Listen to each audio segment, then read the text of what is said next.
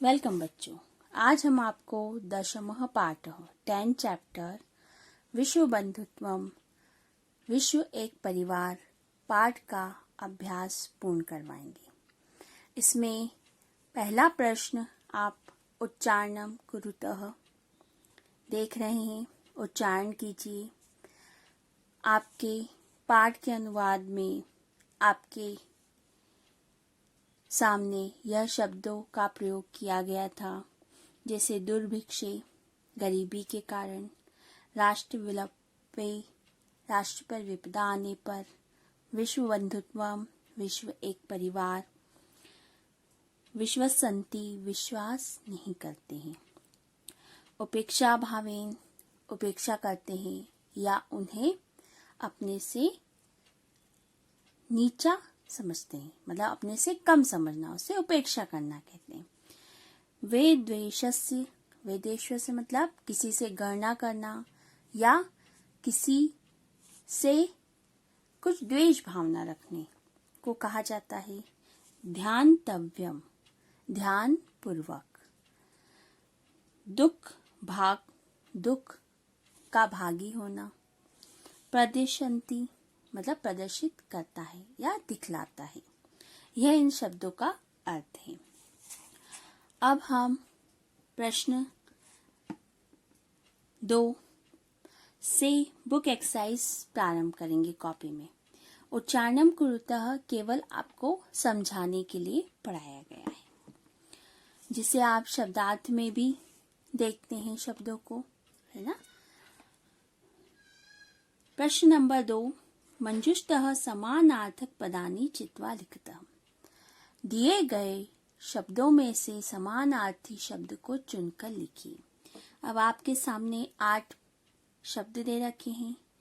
परस्य का अर्थ होता है पराया, दुखम दुख, आत्मनम अपनापन, बाधित बाधा पहुंचाना, परिवार, रह मीन्स परिवार, संपन्नम अधिक मात्रा में, त्यक्त्वा त्याग कर, और संपूर्ण पूर्ण रूप से। अब पहला आपका शब्द है स्वकीयम। स्वकीयम मीन्स जो स्वयं का होता है, मतलब अपना होता है, तो उसकी जगह अपन क्या लिखेंगे? आत्मनम।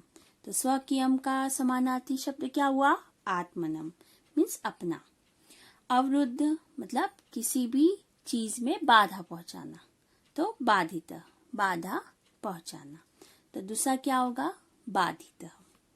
कुटुंबकम कुटुंब का या परिवार का, तो परिवार परिवार, ठीक है। अन्यस्य अन्यस्य मीन्स किसी और का, तो उसका समानार्थी शब्द क्या होगा? परस्य पराया, परस्य। अप्रायः मतलब छोड़ के, मतलब उससे अलग। त्यक्त्वा छोड़कर, त्यक्त्वा। कष्टम कष्ट पहुंचाना, तो उसका पर्यायवाची क्या होगा? दुखम। दुख मीन्स कष्ट या परेशानी या दुख, कुछ भी हो सकता है। निखिले मतलब निखिल मतलब सभी दूर, संपूर्ण, इसका समानार्थी शब्द होगा, तो पूर्ण रूप से। तो संख्या क्या बनेगी आपकी? 4 7 1 2 3 6 5 8, ठीक है। स्वकीयम का आत्मनम, अवरुद्ध का बाधितः, कुटुंबकम का परिवारः, अन्यस्य का परस्य, अप्रायः का त्यक्त्वा, समृद्धम का संपन्नम, कष्टम का दुखम और निखिले का संपूर्ण। अब अपन प्रश्न नंबर 3 को देखेंगे। रेखांकित तानि पदानि संशोधित लिखतः। रेखांकित किए गए शब्दों को, मतलब जिसके नीचे रेखा खींची गई है, उन शब्दों को संशोधित करके, मतलब उसे सुधार कर, अलग अलग विभक्ति में शब्द दे दिए गए हैं, पर आपको सेंटेंस को पढ़ के उसका हिंदी अर्थ समझ के यह जानना है कि इस शब्द में, उस क्रिया में आपको कौन सा कारक लगाना है ना, क्योंकि कारक के अकॉर्डिंग ही वाक्य निर्माण होता है। तो आपको उस कारक की विभक्ति को उसमें प्रयोग करना है। तो रेखांकित पदानि संशोधित लिखित, रेखा खींचे गए शब्दों को सही करके लिखिए। पहला सेंटेंस छात्रा क्रीडा क्षेत्रे कंदुकात क्रीडन्ति। अर्थ क्या होगा? बच्चे खेल के मैदान में गेंद से खेलते हैं। तो कंदुकात जो है वो आपका पंचमी विभक्ति में है। पर अगर अपन कारक की दृष्टि से देखें तो जब किसी साधन का प्रयोग कर्ता के द्वारा किया जाता है तो उसमें तृतीया विभक्ति का प्रयोग होता है। तो कंदुकात की जगह शब्द अपन विभक्ति कौन सी लगाएंगे? तृतीया विभक्ति। तो पंचमी विभक्ति एक वचन का शब्द है तो इसकी जगह कौन सा आ जाएगा? तृतीया विभक्ति का एक वचन कंदुकेन। तो वाक्य क्या बनेगा? छात्रा क्रीडा क्षेत्रे कंदुकेन। कंदुकात की जगह क्या आ जाएगा? कंदुकेन क्रीडन्ति। बच्चे खेल के मैदान में गेंद से खेलते हैं। दूसरा ख, ते बालकः मधुरम गायन्ति। ठीक है, अब यहाँ पर शब्द क्या है? बालिका मतलब बालिकाएं, बहुत सारी लड़कियां। और इसमें ते जो लगा हुआ है वो पुल्लिंग का बहुवचन है। अपने को यहाँ पर किसका प्रयोग करना है? स्त्रीलिंग बहुवचन का। तो उसका क्या है? ताहा। ताहा बालिका मधुरम गायन्ति। वे सब बालिकाएं गाती है। तो ते की जगह क्या आ जाएगा? ताहा। अब तीसरा, अहम पुस्तकालयेन पुस्तकानि आनयामि। ठीक है, तो पुस्तकालयेन मीन्स तृतीया विभक्ति एक वचन का शब्द है। ठीक है, तो अपने को इस तृतीया विभक्ति की जगह पंचमी विभक्ति का प्रयोग करना है, क्योंकि जब किसी भी चीज से अलग होता है, अलग होने के अर्थ में हम पंचमी का प्रयोग करते हैं। तो तृतीया की जगह क्या आ जाएगा? पंचमी। तो पुस्तकालयात, अहम पुस्तकालयात पुस्तकानि आनयामि। मैं पुस्तकालय से पुस्तकें लाता हूँ। तो पुस्तकालय से पुस्तक अलग हो रही है, तो अलग होने के अर्थ में पंचमी विभक्ति का शब्द प्रयोग किया जाएगा। तो पंचमी विभक्ति एक वचन का शब्द का क्या है? पुस्तकालयात पुस्तकानि आनयामि। मैं पुस्तकालय से पुस्तकें लाता हूँ। अब अपन इसी का फोर्थ वाला देखेंगे। घ त्वाम किम नाम। ठीक है, पर यहाँ पर क्या है? एक वचन है, मध्यम पुरुष एक वचन का प्रयोग किया गया है। पर यहाँ पर बहुवचन की क्रिया तुम्हारा नाम क्या है संबंध कारक के रूप में प्रयोग किया जाएगा। तो तव किम नाम, तुम्हारा नाम क्या है। तो त्वम की जगह अपन क्या लिखाएंगे? तव। तुम का अर्थ होता है, अर्थ किसके लिए यूज होता है? त्वम के लिए। क्या यूज होता है? तुम। पर अपने को यहाँ पर क्या शब्द यूज करना है? तुम्हारा। तो तुम्हारे के लिए शब्द क्या है? तव किम नाम। अब फिफ्थ वाला, गुरुम नमः। पर गुरुम नहीं आएगा इसमें, क्योंकि नमः के योग में नमः उपद विभक्ति जहाँ पर प्रयोग की जाती है बच्चों, वहां पर हमेशा चतुर्थी विभक्ति एक वचन का प्रयोग होता है। अगर आप एक जने को नमस्कार करें तो चतुर्थी विभक्ति एक वचन, अगर दो को कर रहे हैं तो द्विवचन, और बहुत सारों को कर रहे हैं तो बहुवचन का वहां पर प्रयोग किया जाता है। अब यहाँ पर एक वचन है तो चतुर्थी विभक्ति एक वचन क्या आ जाएगा? गुरुवे नमः। गुरु जी को नमस्कार या गुरु को नमस्कार है, नमन है। ठीक है बच्चों, तो ये आपके 5 सेंटेंस हमने सही करके आपको बताएं। अब प्रश्न नंबर 4 देखेंगे आप। मंजुष्टः विलोम पदानि चित्वा लिखतः। दिए गए शब्दों में से विलोम शब्दों को चुनकर लिखिए। अब अधुना मतलब अब, मित्रताया मित्रता की, मित्र की तरह, लघु चेतसाम छोटे मन वाले, गृहीत्वा ग्रहण करके, दुखिन दुख पूर्वक, और दानव दानव के समान। ठीक है, अब इनके सामने जो शब्द दे रखे हैं उनके सामने उनका सही शब्द चुनकर, कौन सा शब्द? विलोम शब्द चुनकर आपको लिखना है।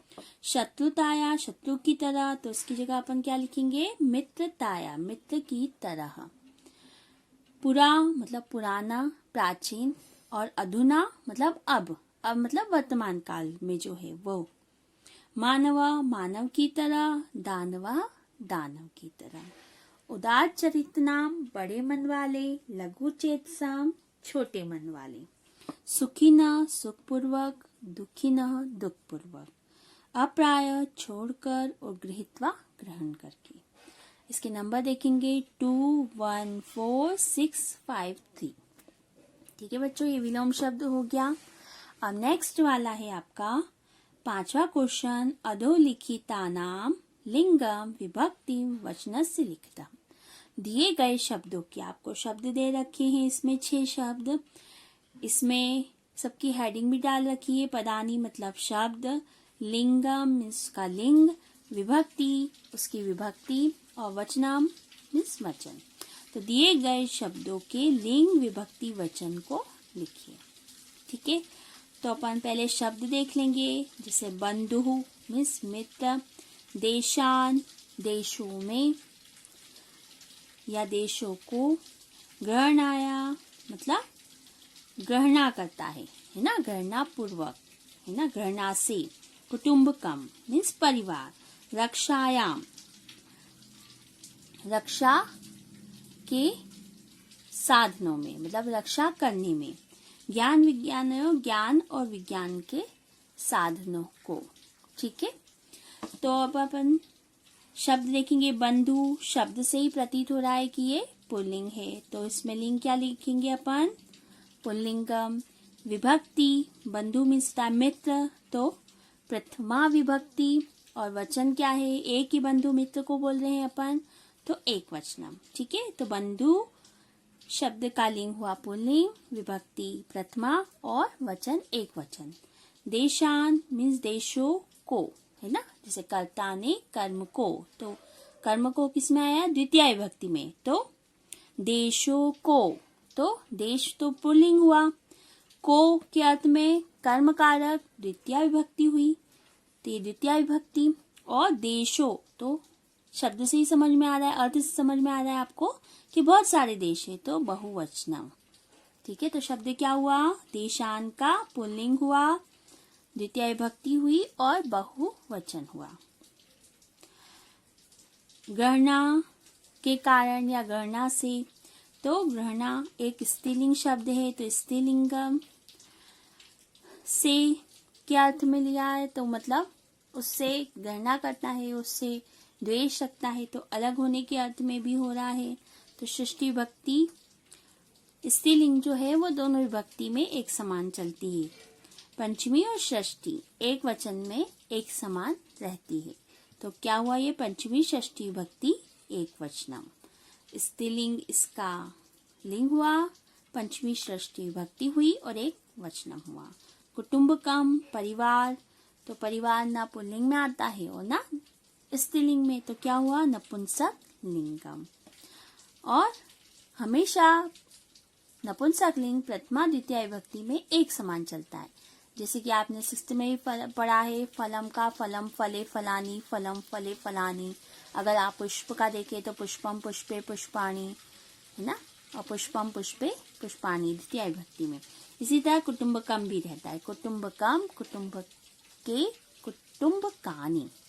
ठीक है, तो प्रथमा द्वितीय विभक्ति में यह एक समान चलेगा। और कौन से वचन में है, ये एक वचन में। रक्षायाम या रक्षा के कारणों में, ठीक है, तो रक्षा एक स्त्रीलिंग शब्द है, सप्तमी विभक्ति कारणों में या पर के अर्थ में सप्तमी विभक्ति अधिकरण जहां पर होता है। रक्षा किसी के आधार पर की जाती, किसी व्यक्ति की जाती है या किसी देश की जाती, तो उस देश का आधार होता है वो, तो इसमें सप्तमी विभक्ति का प्रयोग किया जाता है। और वचन कौन सा है, रक्षा एक ही है, मतलब एक ही वस्तु या चीज कहेंगे तो वो एक वचन में। ज्ञान विज्ञान, तो ये दो चीजें, ज्ञान है और एक विज्ञान है। तो ज्ञान विज्ञान, ज्ञान भी नपुंसक लिंग में आता है, विज्ञान भी नपुंसक लिंग में आता है, उसका कोई लिंग नहीं होता, तो नपुंसक लिंगम। षष्ठी सप्तमी विभक्ति, अब ये भी एक समान चलते हैं द्विवचन में, तो षष्ठी सप्तमी विभक्ति और द्विवचनम। द्विवचन मतलब दो वचन, दो इसमें करता है, ज्ञान भी है और विज्ञान भी है। ठीक है बच्चों, अब प्रश्न नंबर 6 देखेंगे। आपको 6th क्वेश्चन देख रहे हैं, कोष्ठकेषु दत्तेषु शब्देषु समुचितानां विभक्तिं योजयित्वा रिक्तस्थानानि पुरतः। कोष्टक में दिए गए शब्दों को उचित विभक्ति में, मतलब इसमें उपद विभक्ति है ना, उपद विभक्ति के शब्द हैं, तो इन शब्दों के माध्यम से उसमें कौन सी विभक्ति लगाई जाएगी उसको समझकर आपको रिक्त स्थान की पूर्ति करना है। जैसे पहले एक रिक्त स्थान बता ही दिया गया है आपको कि किसमें कौन सी विभक्ति का प्रयोग किया गया है, फिर दूसरा आपको करना है। जैसे पहला है क, विद्यालयम, विद्यालय का क्या हो गया, विद्यालयम, विद्यालय के दोनों ओर, उभयत मीन्स दोनों ओर वृक्ष है ना, तो विद्यालय का क्या हुआ, विद्यालयम। अब उभयत गोपालिकः, मतलब दोनों ओर ग्वाले हैं, तो कृष्ण, तो कृष्ण का क्या हो जाएगा, कृष्णम, है ना, विद्यालयम की तरह इसका क्या हो जाएगा, कृष्णम उभयत गोपालिका, कृष्ण के दोनों तरफ ग्वाले हैं, गोपालिका मीन्स ग्वाले हैं। ख, ग्रामम परितः गोचरणम भूमि, ग्राम का क्या हुआ, ग्रामम, गांव के चारों ओर गाय के चरने योग्य भूमि है, मतलब गाय जिसको चर सके, हरियाली जिसको बोलते हैं, वो भूमि है। विपरीता भक्ता, परिता मीन्स भी हुआ चारों तरफ, तो मंदिर, तो मंदिर का क्या हो जाएगा, मंदिरम, मंदिर के चारों ओर भक्त है, भक्त मतलब दर्शन करने वाले भक्तगण। सूर्याय नमः, नमः के योग में चतुर्थी भक्ति एक वचन का प्रयोग होता है, तो सूर्याय, सूर्य का क्या हो जाएगा, सूर्याय, चतुर्थी भक्ति एक वचन, सूर्य देवता को नमस्कार या सूर्य को नमस्कार।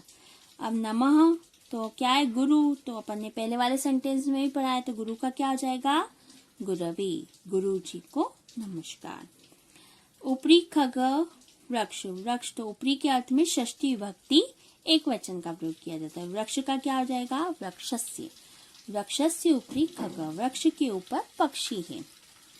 तो ऊपरी सैनिक, ऊपर सैनिक है, अश्व, तो अश्व का क्या हो गया, अश्वस्य, षष्ठी विभक्ति एक वचन, घोड़े के ऊपर सैनिक है। ठीक है, अब लास्ट वाला क्वेश्चन है इस पार्ट का, कोष्टकात् समुचितम पदम चित्वा रिक्त स्थानानि पुरतः, कोष्टक में दिए गए समुचित पद को, मतलब जो सही शब्द है उसको चुनकर रिक्त स्थान की पूर्ति करना है, आपको रिक्त स्थान को फिल करना है। नमः, तो हम नमः में उपद विभक्ति में पहले ही बता चुके हैं, चतुर्थी विभक्ति एक वचन का प्रयोग होगा, तो हरये नमः, हरि को नमस्कार। परितः आपने ऊपर दे रखा है, चारों तरफ के अर्थ में होता है, उसमें द्वितीय विभक्ति का प्रयोग किया जाता है, तो ग्रामस्य शब्द क्या का है, षष्ठी विभक्ति का है, और ग्रामम शब्द क्या का है, द्वितीय विभक्ति का है, तो इसमें क्या लगेगा, ग्रामम। परितः के योग में ग्रामम शब्द का प्रयोग होगा, ग्रामम परितः कृषक क्षेत्राणि संति, गांव के चारों ओर खेती योग्य भूमि है।